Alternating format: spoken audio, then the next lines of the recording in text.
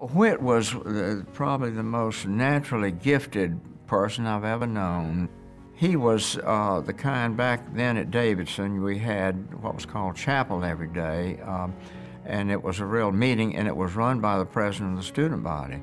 Well, Whit was president of our class each year until the senior year, and then he was president of the student body, and had a good sense of humor, and he could play harmonica and the piano and stuff, and he had a sort of a hillbilly band that they would perform on during the chapel period a lot of the time.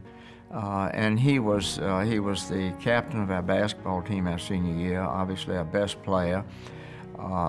He was the best track man, best dash man we had in track, and then he and I won the conference tournament. He had it all, but tennis is the one that he could continue with, and he was very good at it and loved all the people, and they loved him.